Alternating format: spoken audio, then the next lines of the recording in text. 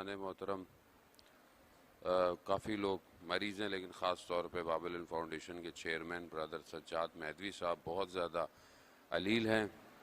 ان کی صحت اور سلامتی اور تمام مومنین جو بیمار ہیں ان سب کی صحت سلامتی کے لیے ایک دفعہ صلوات بھیج دیں محمد و آلہ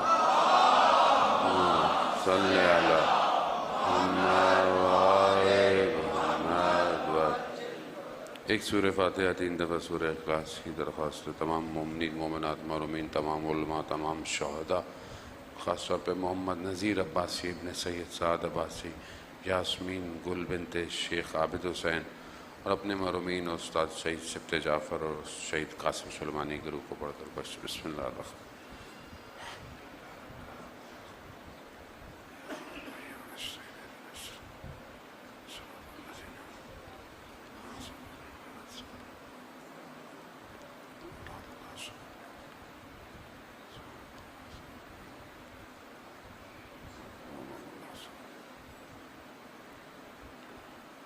امام زمانہ کی سلامتی کے لیے ایک دفعہ صلوات بھیجتے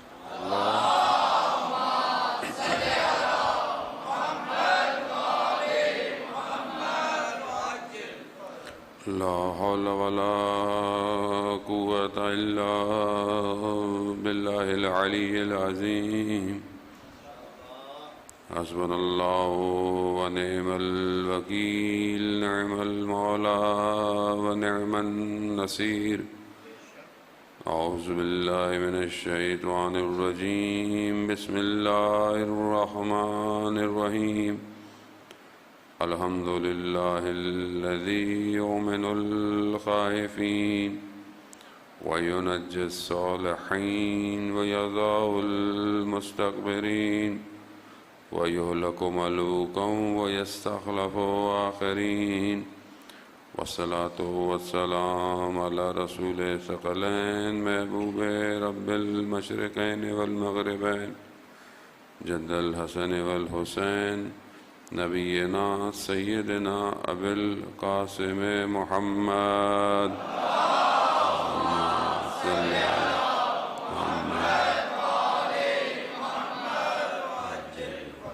وآلہ الطیبین الطاہرین المعصومین لا سیما بقیت اللہ فی الارضین روحی وارواحنا لتراب مقدم الفدا ولعنت اللہ علی اعدائهم اجمعین۔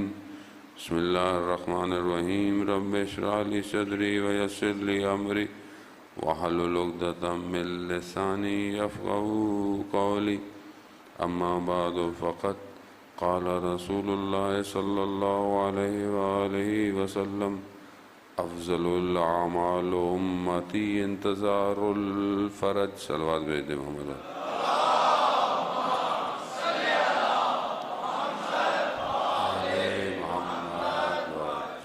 عزاداران شہید الشہداء، ماہ سفر کے پہلے ہفتے میں ہم ہیں اور مجالس عزا کا سلسلہ جاری ہے، اور خدا کی بارگاہ میں شکر گزار ہیں کہ پروردگار نے بہرحال یہ ہمیں توفیق عطا فرمائی کہ ہم ان ایام میں جو ہے وہ اس عظیم واقعے کا ذکر کرتے ہیں اور اسی سے اپنی زندگی کے راستے کو معین کرتے ہیں، کیونکہ بہرحال انسان جو ہے وہ اس عالم میں آیا ہے اور خدا نے اسے ایک مقصد اور ایک ہدف کے لیے بھیجا تھا اور بھیجا ہے، لیکن کیونکہ انسان ہے اور نسیان بھی ہے، یعنی بھول بھی جاتا ہے، تو یہاں آیا اور بہرحال زندگی کی مختلف چکا چوند اور زندگی کے مادے اور خواہشات ظاہری اور خواہشات نفسانی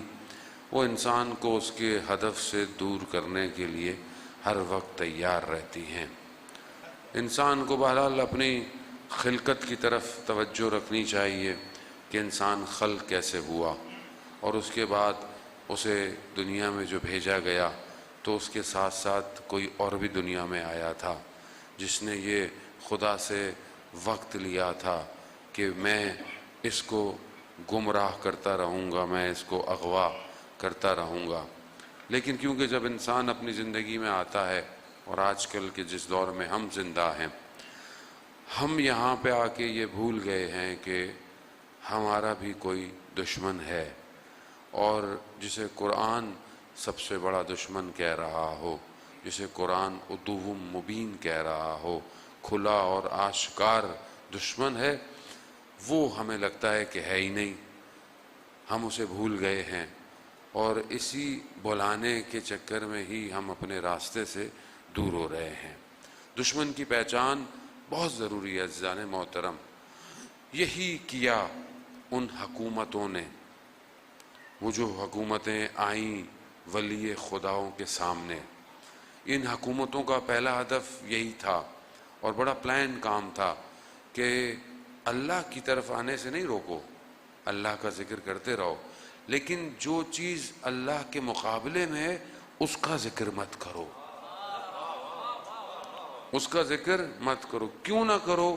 کیونکہ جب ہم بھی وہی کام کریں گے تو انہیں پتہ نہیں چلے گا کہ اصل کیا ہے اور نقل کیا ہے۔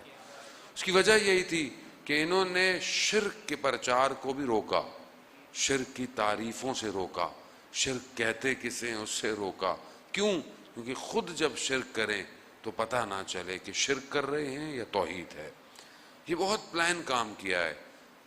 شیطان جو تھا وہ ظاہر ہے اس نے ہمت تو ہارنی نہیں تھی، ظاہر ہے اسے وقت بھی ملا ہوا ہے، اس کے پاس جو ہے وہ اتنی فرصت بھی ہے، اور اس کا سٹرکچر بھی ایسا ڈیزائنڈ ہے کہ وہ جو ہے وہ انسان کو چھوڑتا نہیں ہے۔ ہم لوگ غافل ہیں۔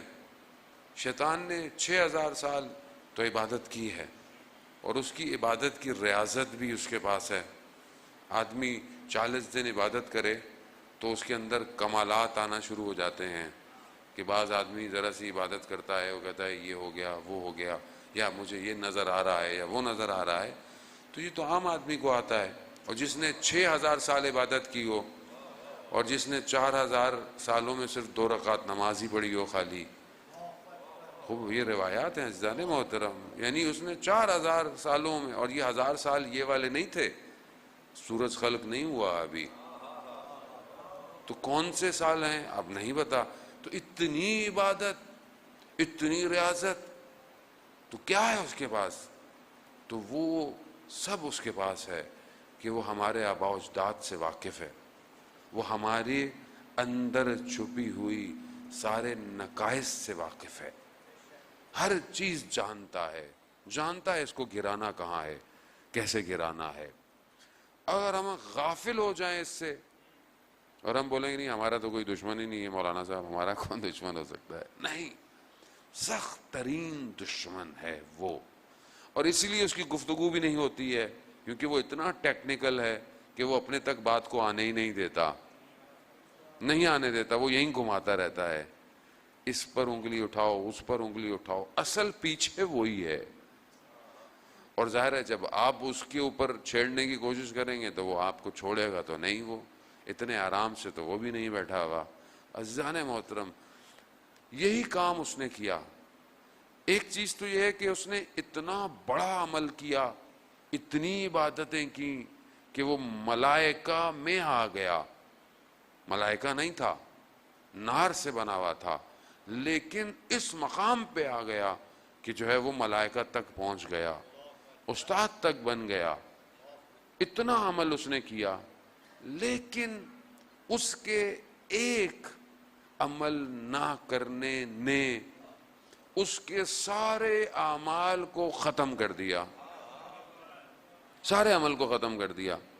یعنی کون سا عمل؟ انہیں خدا نے کہا یہ کرو، وہ نہیں کیا، اس نے کہا پروردگار تو مجھے سجدے کو کہہ رہا ہے، میں تو بہتر ہوں، یعنی اس نے اپنی بہتری کا کہا کہ مجھے تو نار سے کیا ہے، اسے تو نے خاک سے کیا ہے، اسے تو نے مٹی سے کیا ہے، یعنی اپنے آپ کو افضل سمجھنے لگا، جبکہ یہی اس کا کبر تھا، یہی اس کا غرور تھا، جبکہ خدا کے نزدیک معیار خدا کا امر تھا، خدا نے کہا کہ اس کو سجدہ کرو، نہیں کیا۔ تو یہاں عزیزان محترم ایک سوال ہے کہ جو اتنی عبادت جس نے کی اور اس نے خدا کا امر بجا نہیں لایا، اس کی ساری عبادت حبط ہو گئی، اعمال حبط ہو گئے۔ تو ہم لوگ بہت خوبصورت ہیں کیا؟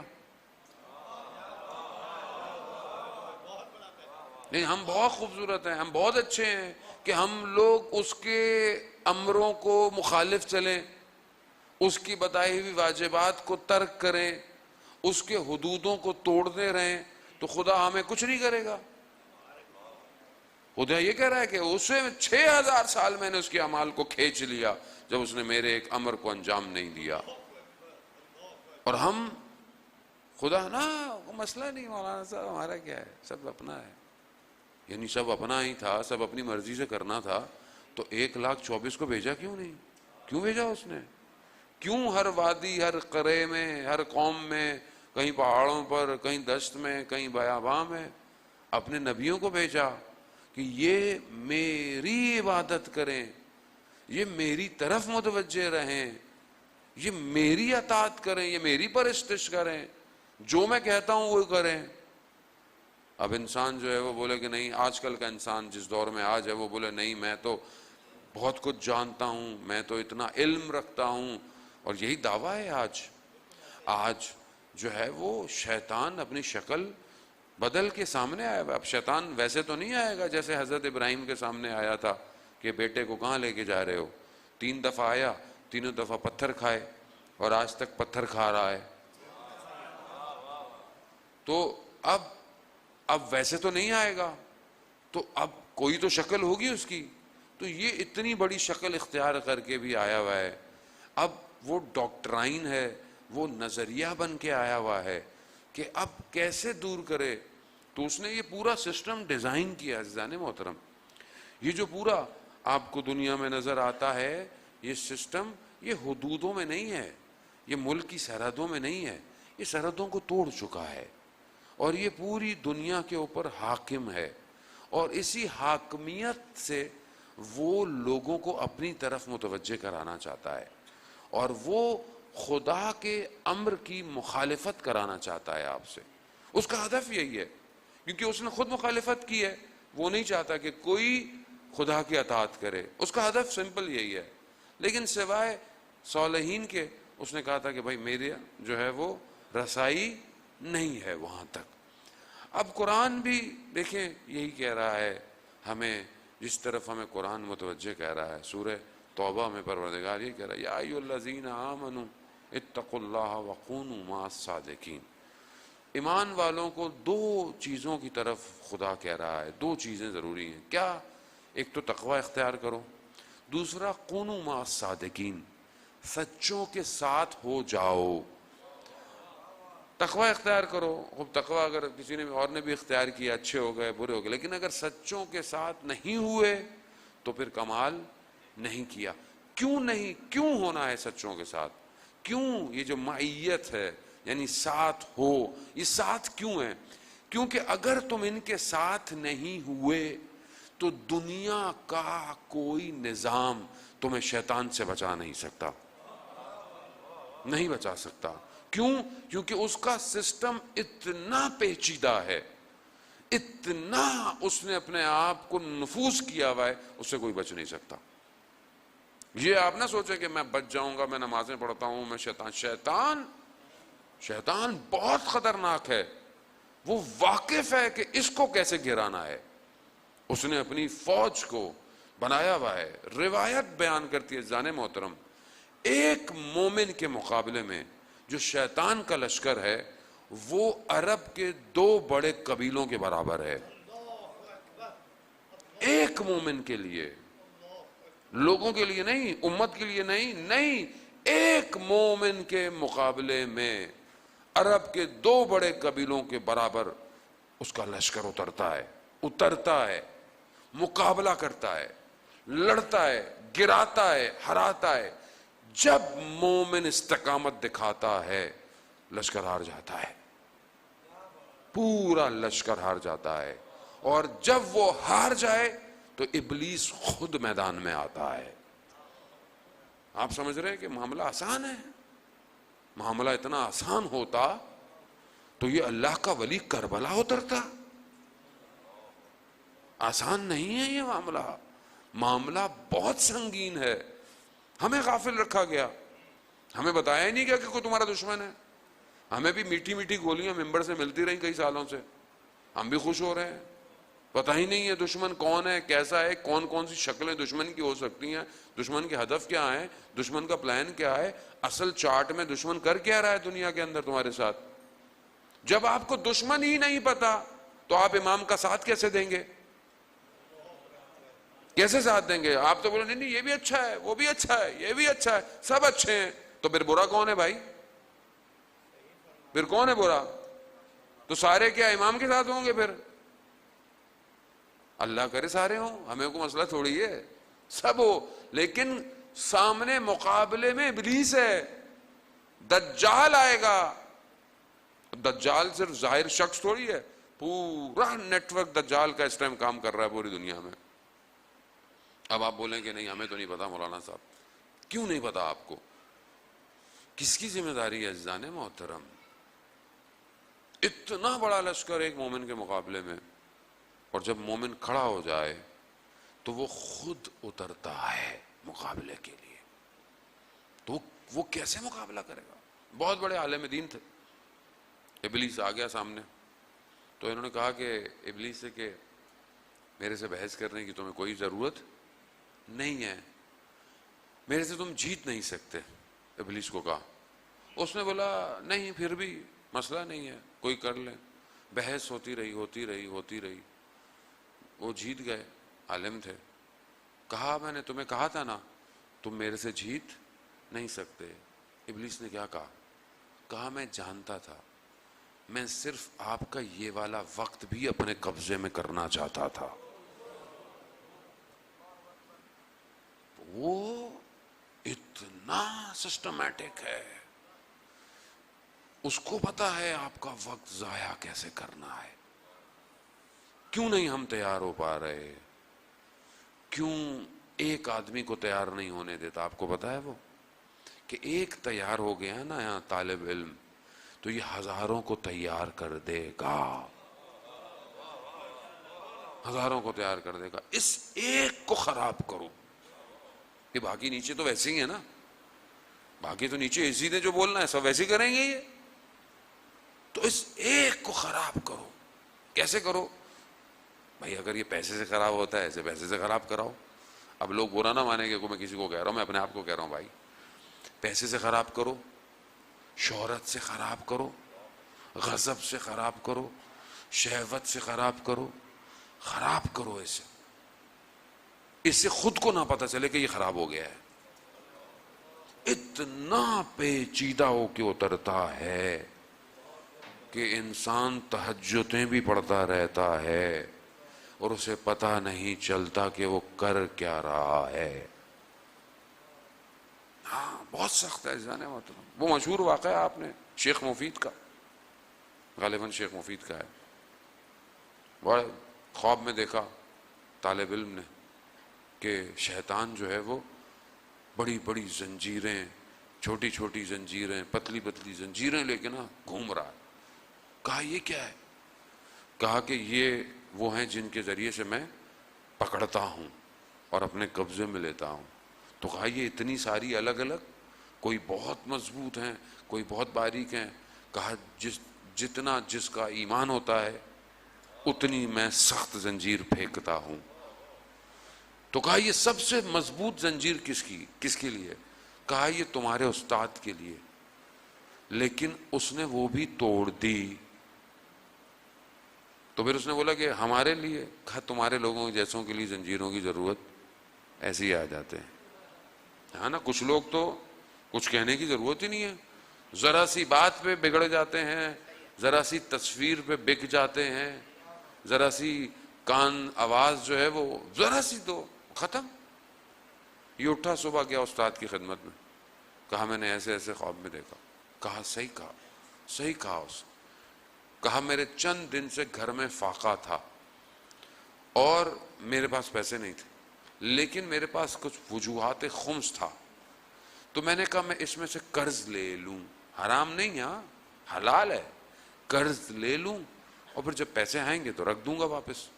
تو میں یہ پیسے لے کر بازار تک گیا، دکان تک پہنچا، تو مجھے خیال آیا اگر میں ابھی مر گیا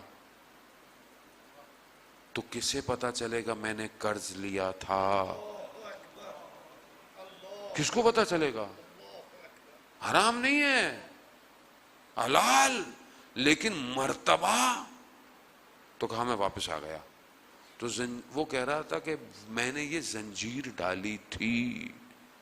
بعض اوقات انسان اپنے لیے توجیحات پیش کرتا ہے، بھائی یہ تو ضرورت تھی، یہ تو ایسا تھا، یہ تو وہ تھا، یہ تو مسئلہ نہیں. جتنا بڑا ایمان اتنا بڑا امتحان. ہر شخص کا الگ ہے. حضرت آیت اللہ قاضی طباطبائی رضوان اللہ تعالی علیہ، کہ آپ کی صلوات ان کے درجات میں اضافہ فرمائے. اللہم صلی علی محمد فرماتے ہیں کہ میں گزر رہا تھا گلی سے، میں نے دیکھا کہ کوئی بہت بوڑھا محاسن کے ساتھ شخص کھڑا ہوا ہے. میں پہچان گیا، ابلیس تھا. تو میں نے کہا کہ میرا پیچھا کیوں کر رہے ہو؟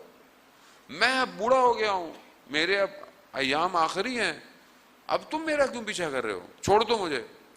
تو ابلیس نے اشارہ کیا پاؤں کی طرف کہ نیچے دیکھیں. تو انہوں نے دیکھا کہ یہ ایک پہاڑ کی چوٹی پہ کھڑے ہیں اور برابر میں کھائی ہے. تو ابلیس نے کہا کہ ابھی بھی اگر ذرا سی غلطی کی تو میں کھائی میں پھینک دوں گا. یعنی بالکل نہیں چھوڑتا. آپ یہ سمجھیں کہ انسان جو ہے وہ یہ ہو گیا، وہ ہو گیا، یہ ہو گیا، وہ آخری وقت تک لگا رہتا ہے. جب روح نکل رہی ہوتی ہے، یاد رکھیے گا جانے میں، بڑے واقعات ہیں علماء کے، بنی اسرائیل کے علماء کے بڑے زیادہ واقعات ہیں کہ کس طرح آخری ٹائم پر آ کر اس نے ورغلایا ہے. بالکل آخری ٹائم پر آ کر جب روح نکل رہی ہوتی ہے، جب انسان کو تکلیف ہو رہی ہوتی ہے، تو اس وقت انسان کو پیاس لگتی ہے، شدید شدید پیاس.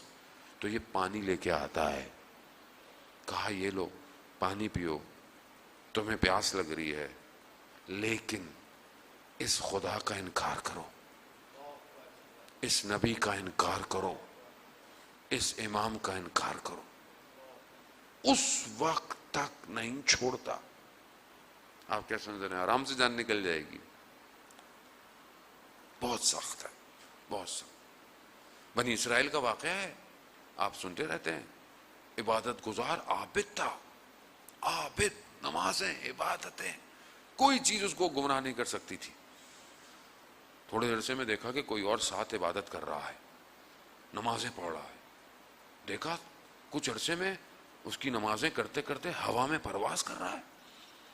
تو اس نے بولا کہ یہ میں اتنی عبادتیں کرتا ہوں، یہ کون سی عبادت ہے کہ یہ نماز کے بعد پرواز کرتا ہے، اوپر چلا جاتا ہے ہوا میں. اب دنیا ایسی ہے نا، دیکھیں دنیا کے دیکھیں نا، عابد کو شراب تھوڑی پلوائے گا وہ، ٹھیک ہے. اب آپ تصور کریں نا، ہر شخص کو وہ الگ الگ پھنساتا ہے. اب مولانا کو وہ کیسے پھنسائے گا؟ میں تو اپنی بات کر سکتا ہوں، آپ کو تو آپ برا مان جائیں گے کچھ کہوں گا تو. اب مولانا بیچارہ پھنستا کیسے؟ اشتہار میں نام کہاں لکھا تھا میرا؟ اوپر لکھا تھا، نیچے لکھا تھا. نام سے پہلے علامہ، آیت اللہ سب لگایا ہے نہیں لگایا؟ صرف مولانا لکھ دیا. مولانا ناراض ہو گیا، بھائی یہ کیا بات ہوئی؟ نہ آپ یہ کہہ رہے ہیں، یہی وہ کیا کرائے گا؟ وہ اس سے تھوڑی بتائے گا. وہ ہمارے جوان طالب علم بریکٹ کے اندر بہرحال وہ کہنے لگے ہم نے کسی مولانا کو لینے گئے تو گاڑی نہیں تھی، ہم ٹیکسی لے گئے. تو مولانا نیچے اترے، بولا یہ کیا ہے؟ کہا سب گاڑی ٹیکسی. کہا میں تو ٹیکسی میں نہیں جاؤں گا. پھنساتا ہے وہ اتنے آرام سے نہیں چھوڑتا. ہم خود پھنسے ہوئے ہیں، میں دوسروں کے، میں آپ خود پھنسا ہوا ہوں. بعض اوقات اتنا بڑا کام انسان چھوڑ دیتا ہے اور چھوٹی سی چیز پہ پھنس جاتا ہے. یہی تو شیطان ہے. کہتا ہے تم کیا سمجھ رہے تھے، تم یہ چھوڑ دو گے، تم وہ چھوڑ دو گے، میں یہ کر لوں گا، میں وہ کر سکتا ہوں، میں یہ کر لوں گا، وہ کر لوں گا. چھوٹی سی چیز پہ آ کے گراتا ہے اور سب ٹوٹ کے گر جاتا ہے جو آپ نے بنایا ہوتا ہے. چھوڑتا نہیں ہے عزیزان محترم. صبح شام مقابلہ ہے اس سے، صبح شام مقابلہ ہے. اب بچیں گے کیسے؟ میں پہلے آپ کو گھبراہٹ پیدا کروں گا، بعد میں آپ کو فارمولا دوں گا. صلوات بھیج دے محمد وآلہ محمد.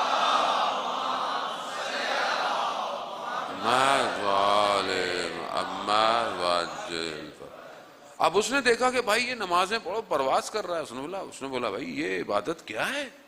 یہ کون سی عبادت ہے؟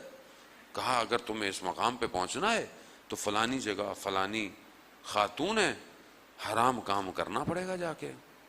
اب اس کو اسی سے دھوکہ دینا تھا. اب اس کے لیے عبادت ہی ہدف تھی. جس کی عبادت کر رہا ہے وہ ہدف نہیں تھا. عبادت ہدف ہو جاتی ہے بعض اوقات.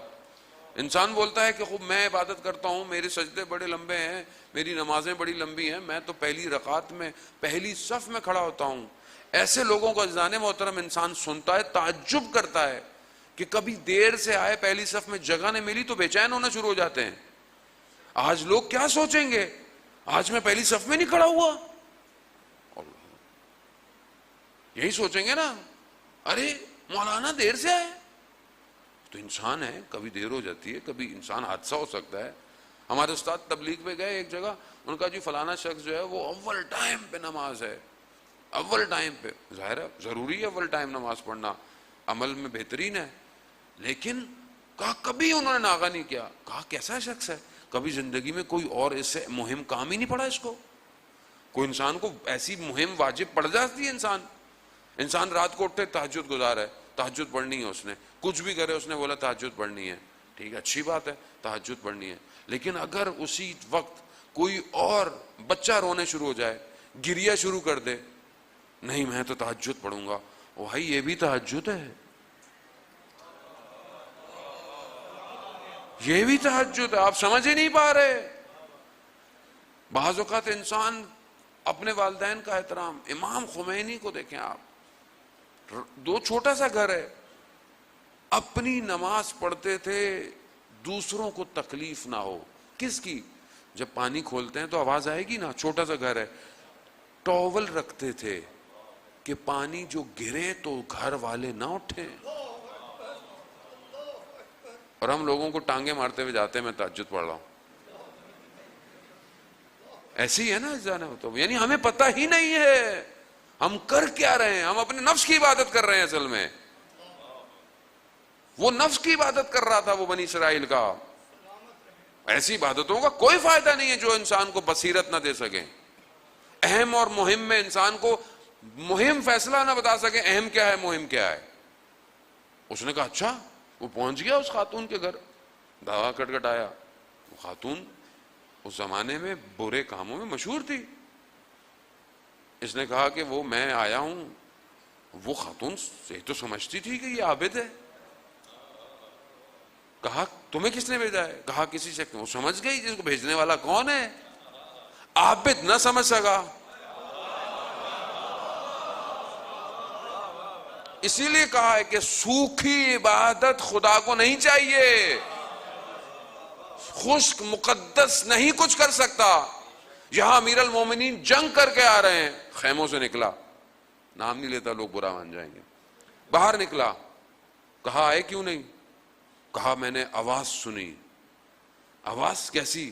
کہ جو اس جنگ میں مارے جائیں گے وہ بھی جہنمی ہے، جو مر جائیں گے وہ بھی جہنمی ہے. مولا نے بولا، کہا آواز تو صحیح تھی مگر تمہیں کیسے پتا چلا کہ آواز الہی تھی یا شیطان کی تھی؟ عبادت گزار ہے، بہت مشہور آدمی ہے تاریخ کا، ہلکا آدمی نہیں ہے، بہت بڑا آدمی ہے. کہا تم کیوں نہیں آئے؟ کہا مرنے والے بھی جہنمی، مارنے والے بھی جہنمی. کہا بات تو صحیح تھی لیکن تمہیں کیا پتا؟ تمہیں یہی نہیں پتا چل گیا کہ شیطان کی آواز ہے یا رحمان کی آواز ہے؟ اللہ اکبر یا رسول اللہ یا علی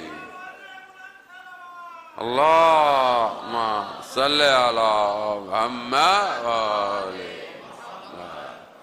کوئی امام نے کہا اس نے صحیح کہا، ادھر سے مارنے والے بھی اور ادھر مرنے والے دونوں جہنمی تھے. وہ ادھر تم سمجھ نہیں پا رہے، اللہ کا ولی کھڑا ہوا ہے، ناطق قرآن ہے، یہ سمجھ نہیں پائے. تو یہ مقدس ماں بھی انسان کو فارغ کر دیتی ہے. اب اس خاتون نے بولا کہ جاؤ جاؤ، وہ شیطان ہے، تمہیں دھوکہ دیا ہے اس نے. اب یہ ایک دم توجہ کی کہ یہ کیا کر رہا ہوں.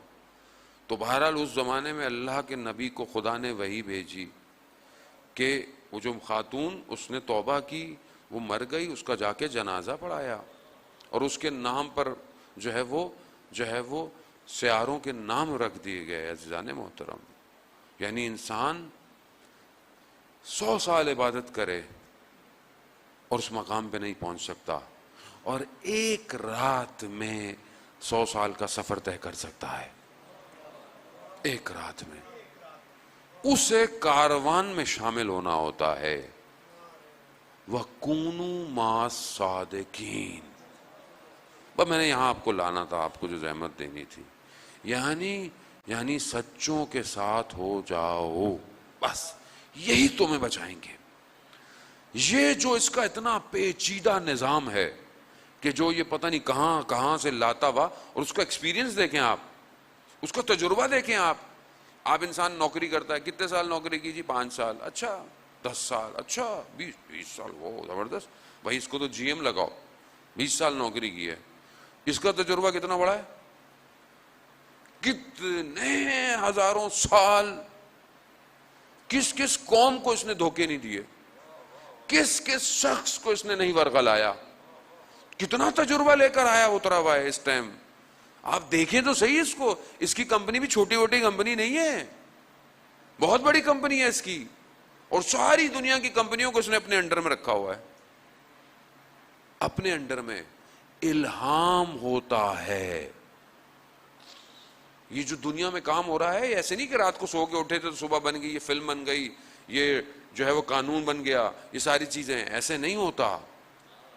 فجورہا و تقواہا، دونوں چیزیں اتر رہی ہیں، دونوں اتر رہی ہیں. اب جیسا آپ کا ظرف ہوگا وہی ڈاؤن لوڈ ہوگا.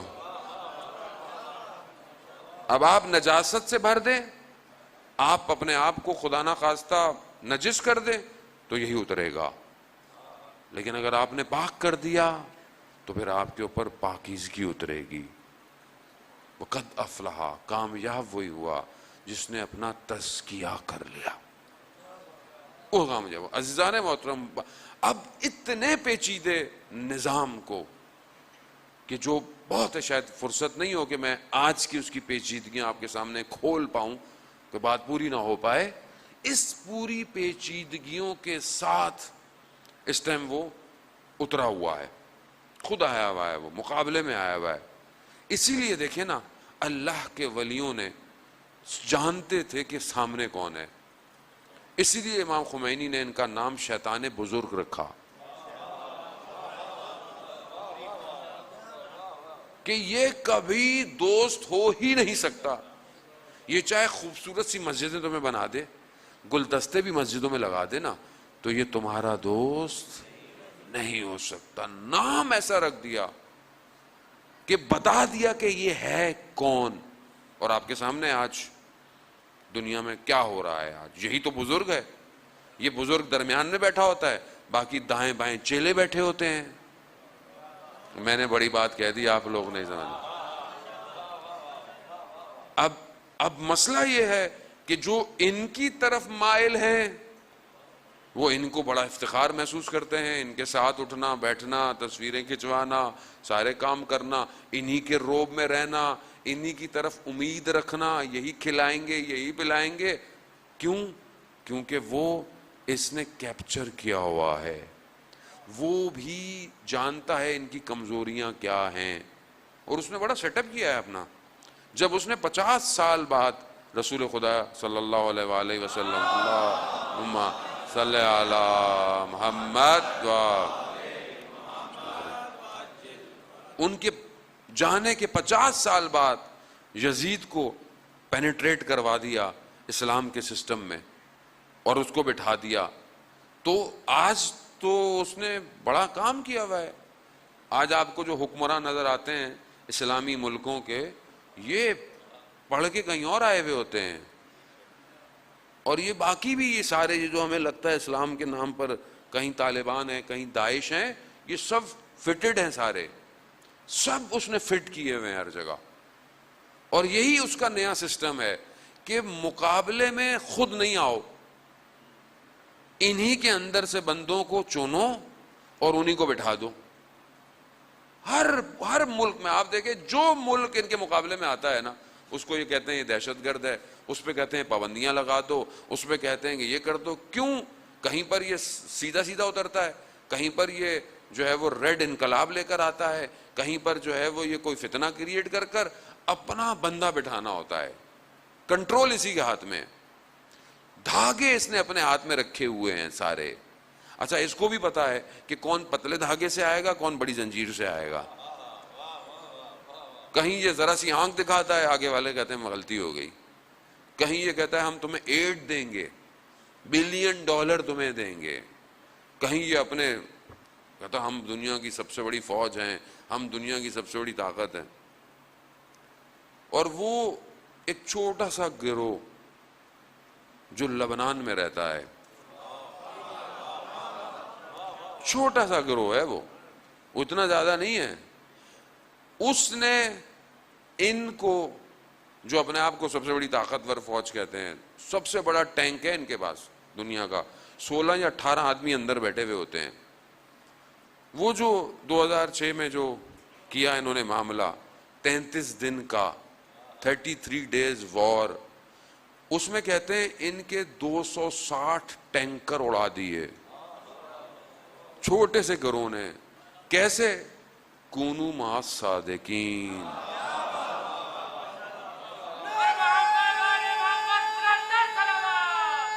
اللہ یار بھائی، تم اتنا بڑا خوف، دنیا کی ساری طاقت ٹیکنالوجی تمہارے پاس، اللہ ہو کونو مع الصادقین، ہم سچوں کے ساتھ ہیں.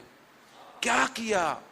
بولا بھائی کیا کیا اتنا بڑا؟ اور اس کو لگتا بھی کچھ نہیں. ہاں ایسا ہے کہ جس کو آپ کہیں سے بھی کچھ ماریں کچھ نہیں کرتا، صرف ایک جگہ اس کی ایسی ہوتی ہے کہ جہاں سے یہ خود پھینکتا ہے نا میزائل یا بارود، اگر اس جگہ پہ آ کے لگے نا تو اس کو خراب ہوتا ہے. تو کیا کریں؟ کہا آپ نے کیا کیا؟ کہا ہم تو کچھ نہیں کرتے تھے، ہم تو صرف اوپر آتے تھے سرنگوں سے اور ہم یہ کہتے تھے یا فاطمہ یا مہدی ادرکنی. بس اب میزائل جانے اور یہ جانے. عزیزان محترم، یہ انہی سے گھبراتا ہے، اس دنیا میں کسی اور سے خوف نہیں ہے، اسی سے خوف ہے. یہ جو صادقین کے ساتھ ہے نا، یہ جو سچوں کے ساتھ ہے. آپ مجھے بتائیں دنیا میں کسی اور سے مسئلہ ہے؟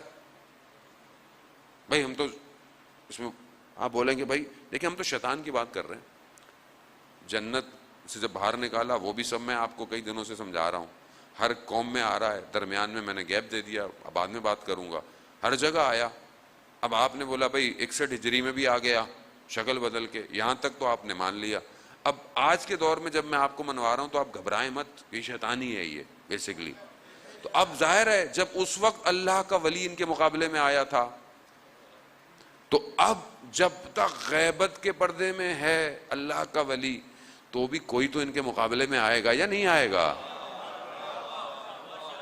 تو وہی آئے گا جو اللہ کے ولی کا انتظار کر رہے ہیں.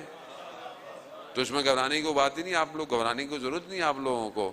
عزیزان محترم، اب ان کو وہی مسئلہ ہے، کسی سے مسئلہ نہیں ہے پوری دنیا میں، انہیں صرف انہیں سے مسئلہ ہے. پوری طاقت لگا کر آج بھی شیطان اپنے پورے سسٹم کے ساتھ ہر جگہ اترا ہوا ہے، ہر جگہ اس نے کوئی جگہ نہیں چھوڑی ہے.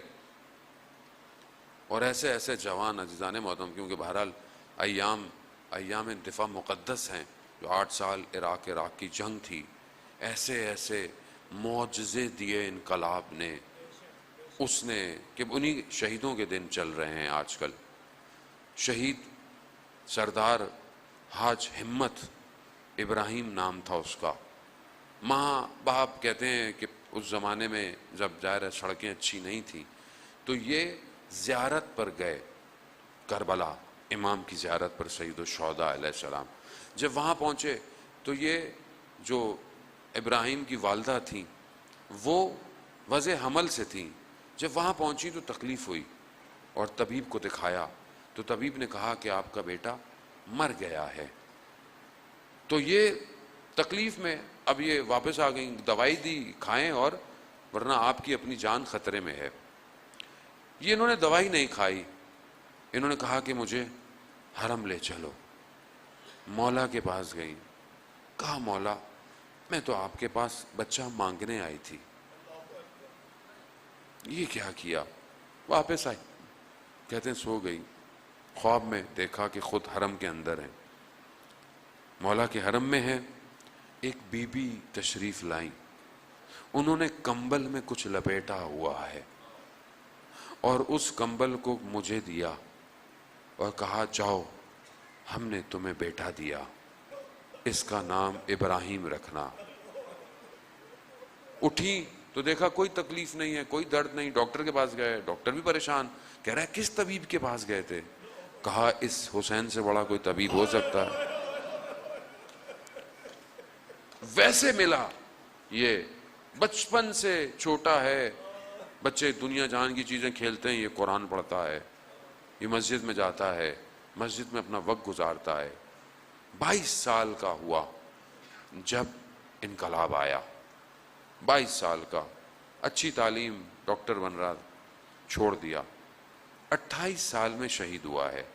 6 سال, صرف 6 سال. میں نے اس کی زندگی کے 6 سال کی جو ٹائم لائن دیکھی نا تو مجھے اپنے اوپر بڑی شرمندگی ہوئی. 6 سال میں کہاں پہنچ گیا؟ بہت بڑے جتنے سردار ہیں نا, جیسے سردار قاسم سلیمانی ہے, ان سرداروں کے برابر کا ایک سردار ہے. 6 سال میں, 28 سال کی عمر کیا ہوتی ہے؟ رات کو کھڑا ہوا ہے, جہاں جنگ ہو رہی ہے کھڑا ہوا ہے اور چاند کو دیکھ رہا ہے اور آنسو بہ رہے ہیں. دوست نے کہا حاج ہمت, ابراہیم ہمت نام تھا, حاج ہمت خدا سے مناجات کر رہے ہو رات کو؟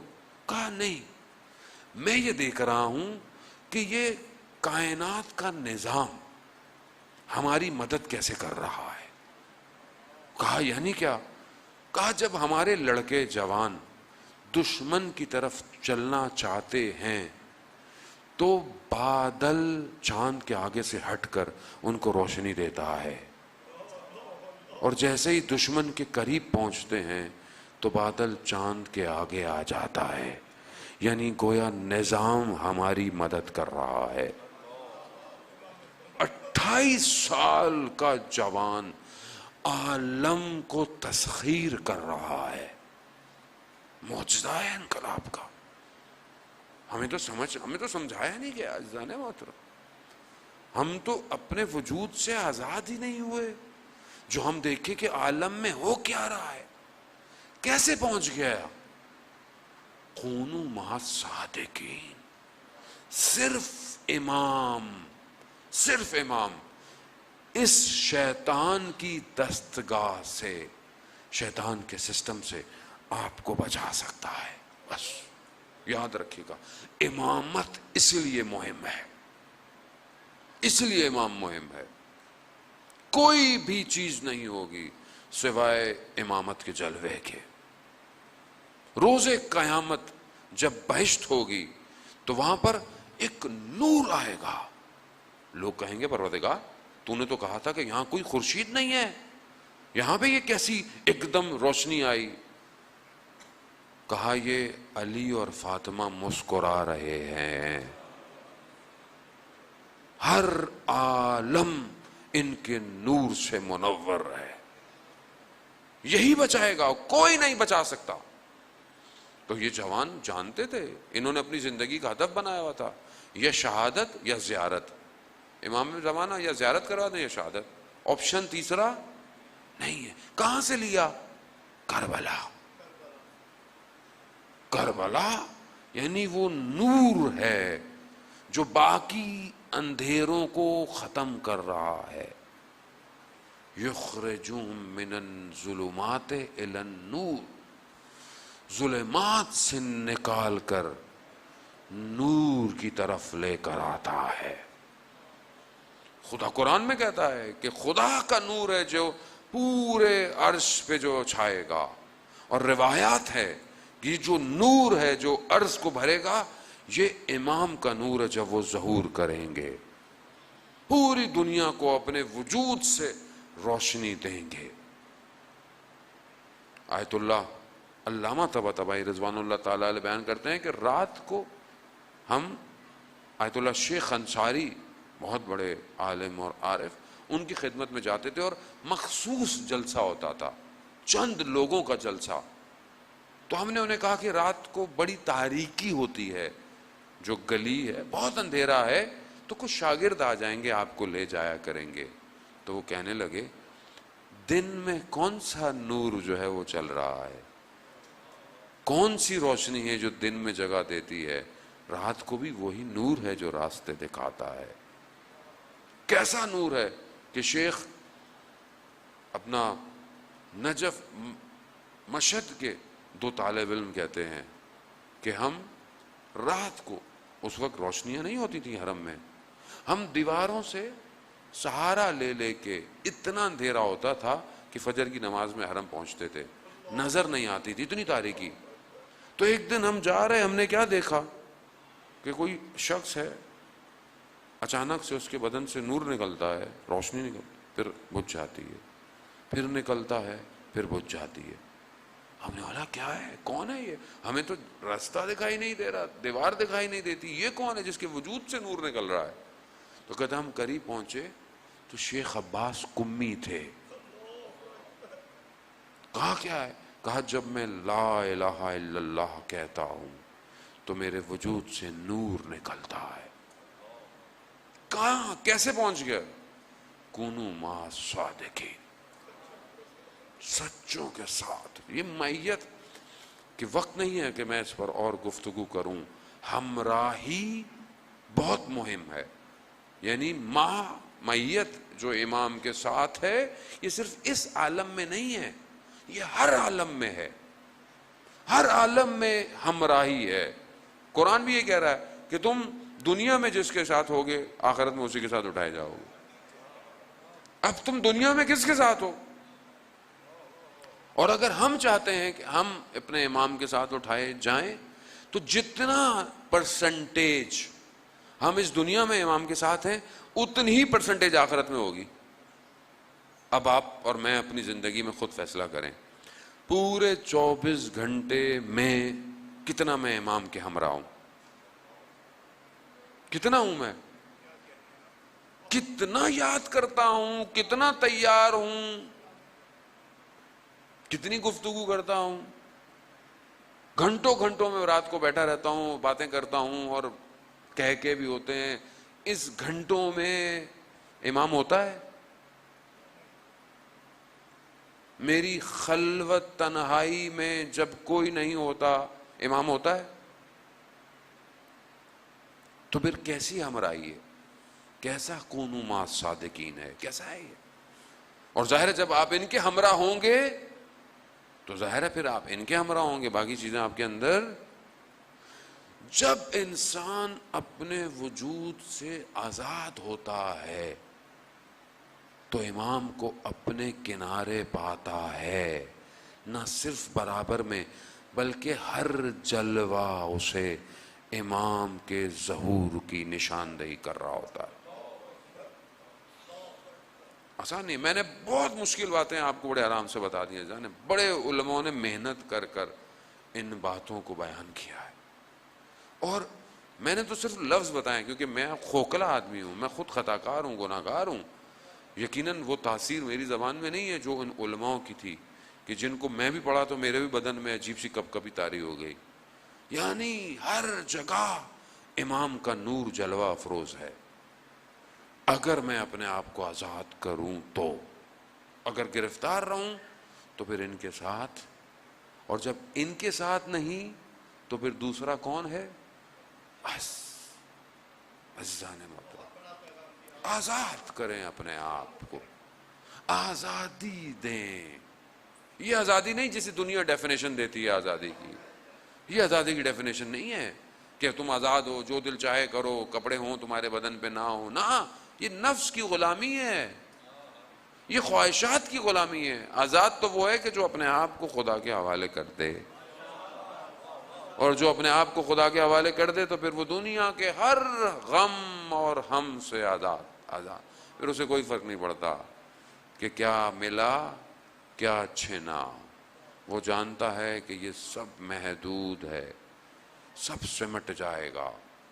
تبھی تو اس مقام پر آپ دیکھیں نا کون پہنچ گیا۔ آیت اللہ نخود کی اصفہانی کے اتنے بڑے عالم دین تھے، اور مشہد مقدس میں دفن ہے، اور اپنے دفن کرتے ہوئے وصیت لکھی کہ اتنے فٹ نیچے دفنانا۔ کو لوگوں نے پوچھا کیوں؟ کہا کچھ سالوں بعد پتہ چلے گا۔ اور یہ ہوا جب حرم دوبارہ بننا شروع ہوا تو کھدائی ہوئی تو ستون قبر پہ جا کے روکا، یعنی جانتے تھے کہ کہاں پر حرم کی بنیادیں ڈلیں گی، کس مقام پر۔ بیٹے سے کہا بیٹا جاؤ چھت پہ جاؤ چاند دیکھو، چاند نکلا نہیں نکلا؟ گیا تو بادل تھے، واپس آیا بابا بادل ہیں، ابر ہیں، نظر نہیں آ رہا۔ کہا جاؤ اوپر، بادلوں سے کہو نخود کی نے کہا ہے کہ سائٹ پر ہو جاؤ۔ سائٹ پہ ہو گئے، کونو ما صادقین، سچوں کے ساتھ ہو جاؤ، سب تمہارا ہو جائے گا۔ یہ سب انہی کا ہے۔ جب نور امام کا عالم میں ہے تو جب تم ان کے ساتھ ہو جاؤ گے تو چھوٹی موٹی باتیں ہیں عزیزان محترم، یہ تو کوئی مسئلہ ہی نہیں ہے، یہی پہنچنا ہے۔ مگر بہرحال امام کا ذکر آیا تو 8ویں امام کے حرم میں آغا انصاریان کہ علیل ہیں، خدا کرے کہ وہ جلد سے جلد شفا یاب ہو جائیں۔ آغا انصاریان پڑھ رہے تھے، پڑھتے پڑھتے انہوں نے ایک واقعہ بیان کیا حرم امام رضا علیہ السلام میں۔ فرماتے ہیں مولا کہ خادم نے حرم کے خواب دیکھا، اور خواب میں دیکھا امام آئے ہیں اور امام کہہ رہے ہیں فلانے دروازے پر، حرم آپ کو پتا ہے کتنا بڑا حرم ہے، خدا ہم سب کو زیارت نصیب فرمائے۔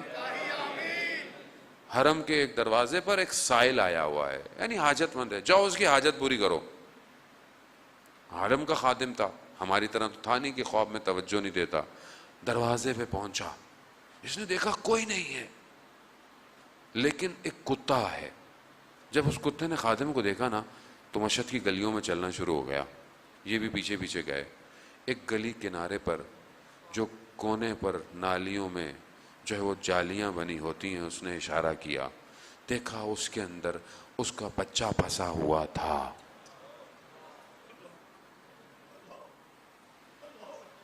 آغا انصاریان نے حرم میں امام رضا کے آگے ہاتھ جوڑے، یا امام رضا ہم اس جانور سے کم تو نہیں، آپ کی بارگاہ میں آئے۔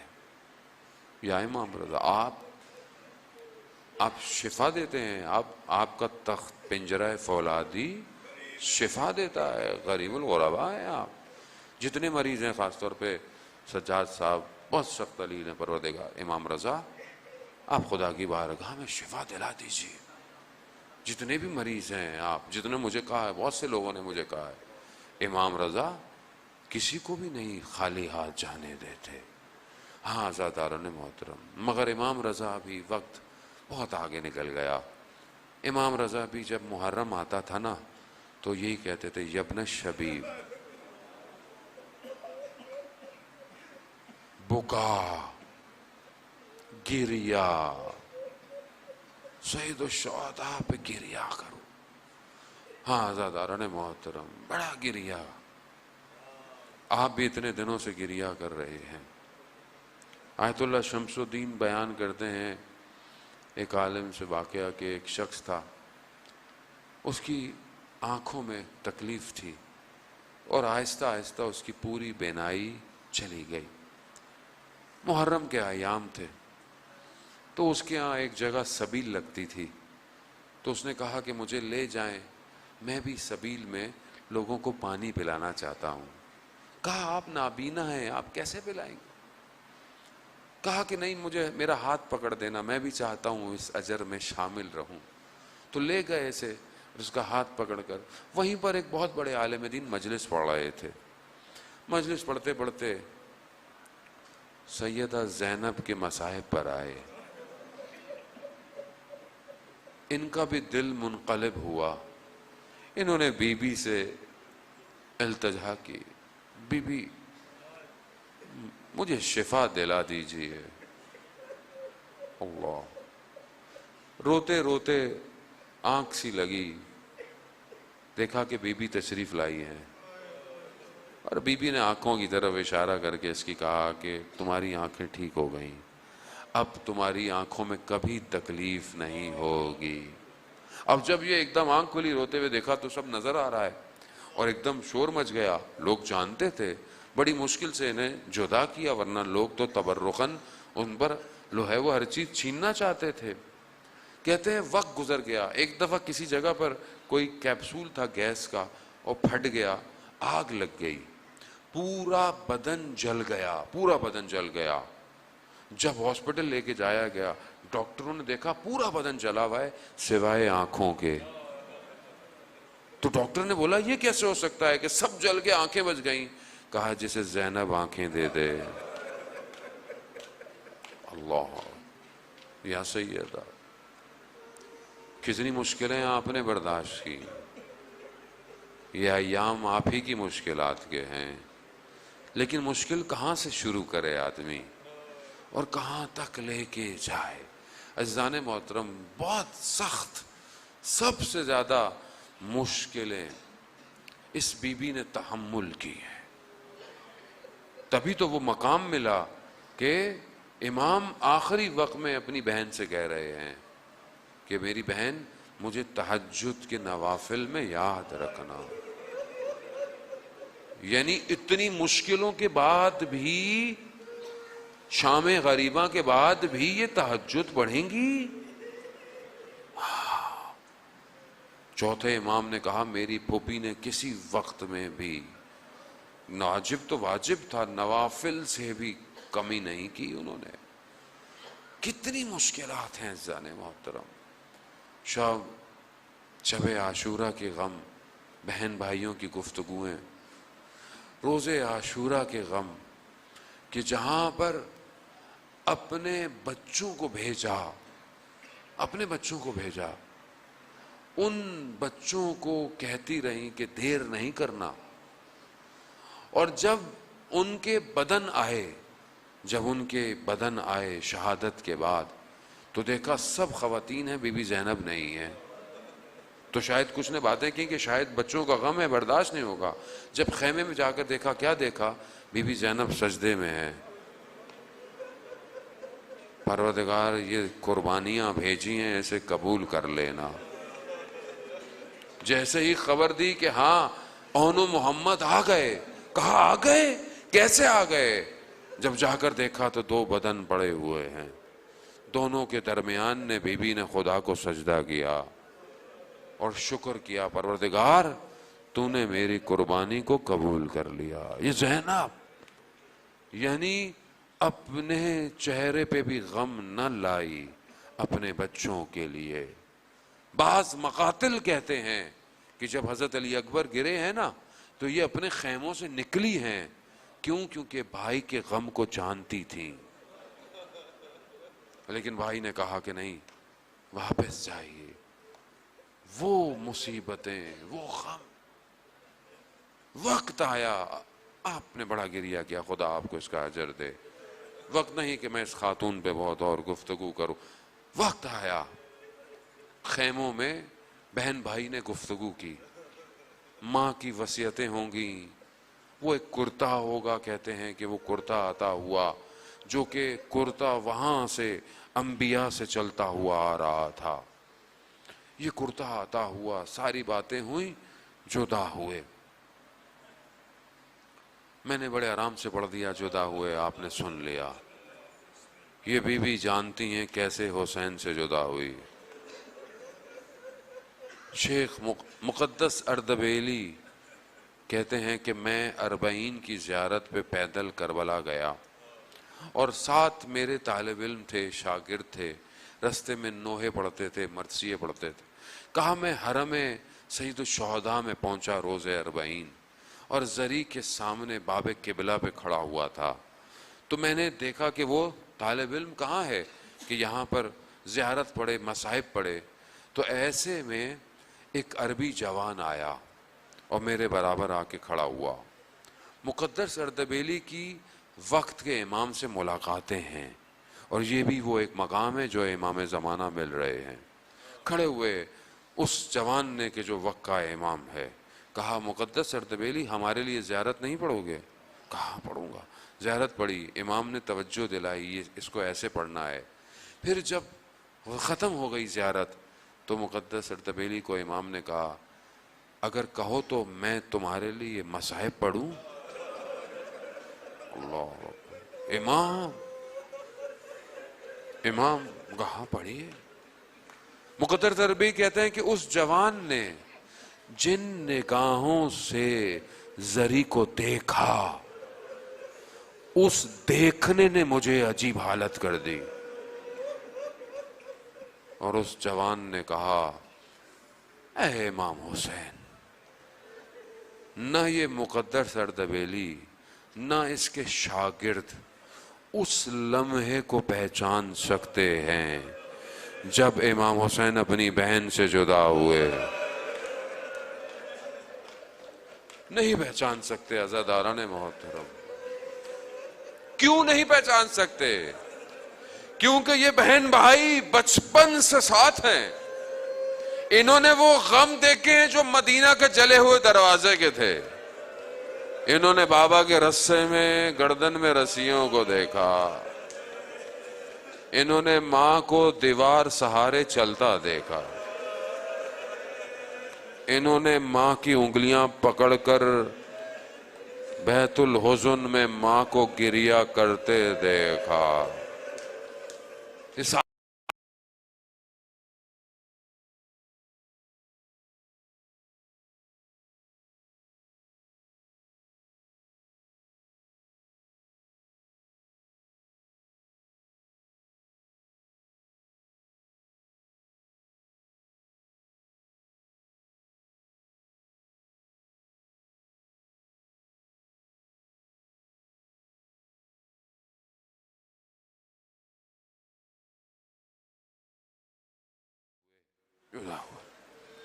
جیسے ہی امام کی سواری چلنا شروع ہوئی، پیچھے سے آواز آئی مہلن مہلن یا ابن الزہرا.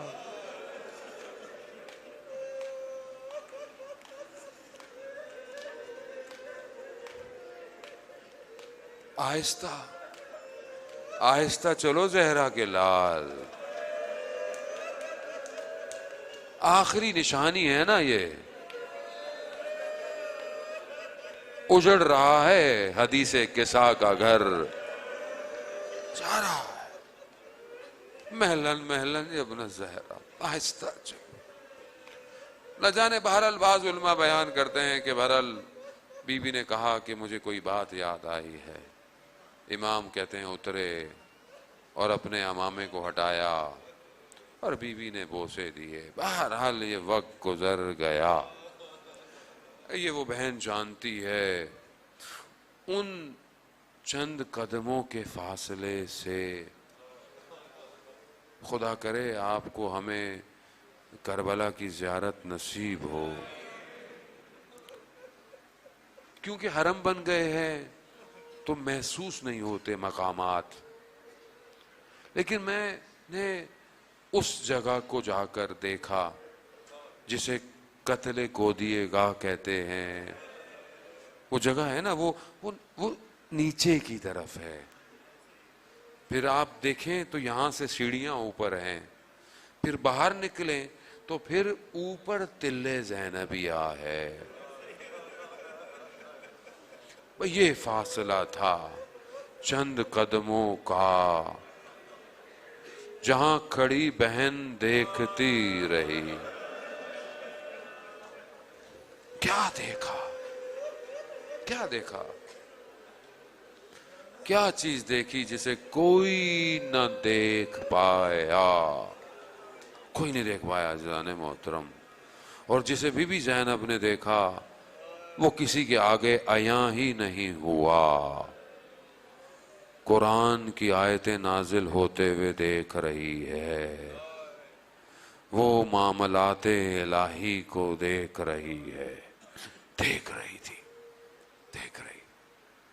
جب امام جدا ہوئے نا، بہرحال آپ مصائب سنتے رہتے ہیں، ایک پتھر آیا جس نے امام کی پیشانی کو لہو لعان کیا، ابھی خون کو صاف کر رہے تھے کرتے سے، تیر آیا سینے پہ لگا۔ باقی میں نہیں پڑھوں گا کیا ہوا، لیکن اتنا ضرور پڑھوں گا، جب آخری وقت آیا نا تو جس کے پاس تیر تھا، جس کے پاس تلواریں تھیں، جس کے پاس پتھر تھے، سب، اور جس کے پاس کچھ نہیں تھا نا، اس نے ٹانگوں سے اہانت کی۔ دیکھ رہی ہے، یہ یاد رکھیے گا، بہن دیکھ رہی ہے۔ گر گئے، وقت نہیں ہے، وقت زیادہ ہو گیا۔ کیا دیکھا؟ شمرن جالسن، شمر بیٹھ گیا سینے پر۔ کہتے ہیں کہ اس نے کوشش کی،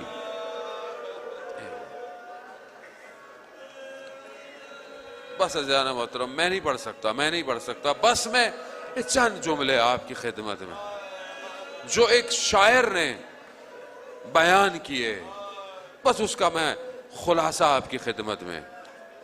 وہ شاعر کہتا ہے کہ قتل گودیے گاہ کی طرف خیموں سے دوڑتی رہی، ہم مگر جب پہنچی دیر ہو چکی تھی۔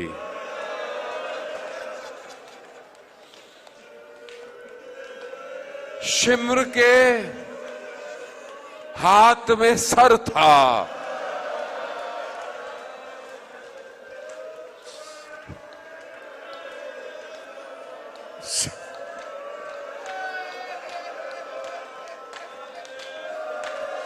اس زہرا کی کمائی تھی جسے چکیاں پیس کے بالا تھا۔ یہ وہ ہونٹ تھے جسے رسول خدا چومتے تھے۔ شمر کے ہاتھ میں سر تھا، ہم اگر جب پہنچی تو دیر ہو چکی تھی، اور ایک ماں دشت میں کھڑی بے ہوش ہو گئی، ہم اگر جب پہنچی تو دیر ہو چکی تھی۔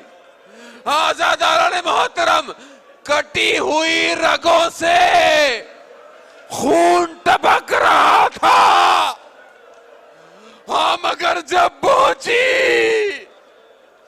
تو دیر ہو چکی تھی۔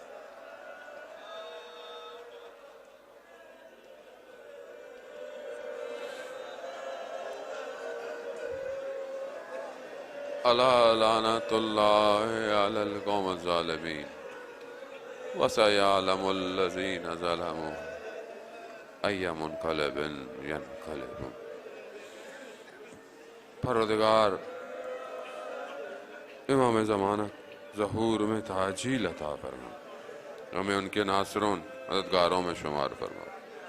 پروردگار جو بیمار ہیں، بیمار کربلا کی صدقے شفا کا۔ پروردگار ہمیں کوئی غم نہ دے سوائے غم حسین۔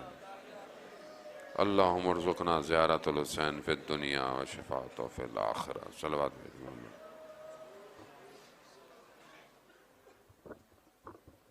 ماتم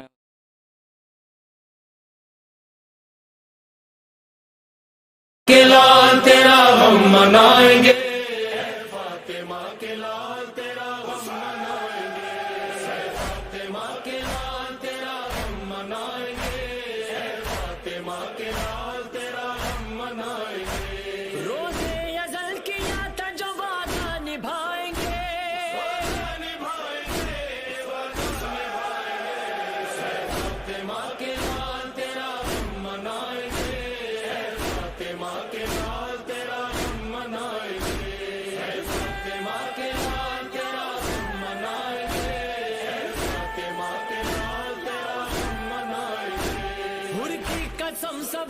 پہ یاد حسین میں